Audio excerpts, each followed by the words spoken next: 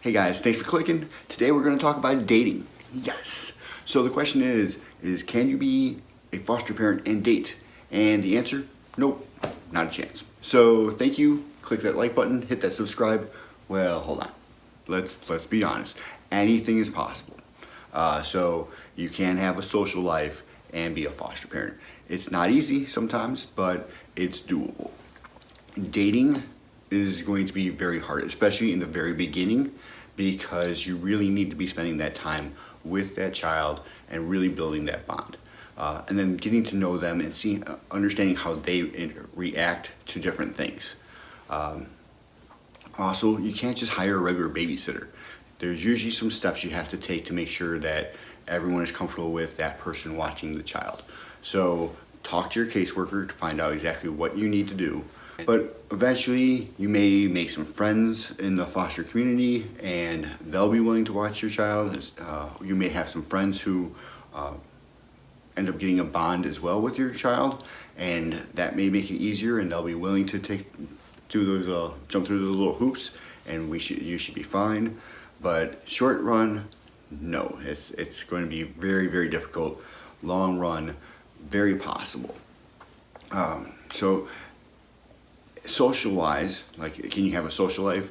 Yes, it's definitely going to take a step back from before you had the child in your placement, but you can pretty much kind of ease yourself back into having social gatherings and everything like that. So we've had friends come over, we've visited friends at their houses, and we've done stuff just kind of interact with everybody and just kind of hang out, nothing too crazy. One of the rules, like for Illinois, is that if you have a foster child, you can't have anyone smoking around them. So anyone who smokes has to go outside, which is fine. I had a couple friends who did smoke, and they didn't have any problem with that rule. And it's unusual to say, hey buddy, if you're going to smoke, you need to make sure you're outside and at least 10 feet away from my child. So it was interesting coming up with that, just letting them know. But once you talk to them, at least my friends took it out all really well. So besides that, like, as time goes on, you'll know more about how your child's going to react and what they like and what they don't like. So you'll get to a point where you can do a little bit more stuff. And again, it also depends on how old the child is and how comfortable you are with them. So different states have different rules on how old a child can be when you leave them alone in the house.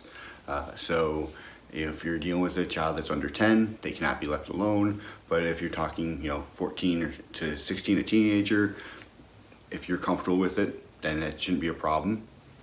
Again, I wouldn't do it when you're new, but long term. Socialize, the best thing to do is be able to have those social activities, including your child and with your friends, so they can see how interactions go in a nice, stable environment. I think it's a good thing. I know my son loves all my friends. He actually says that they're his friends and I'm like the one that's extra.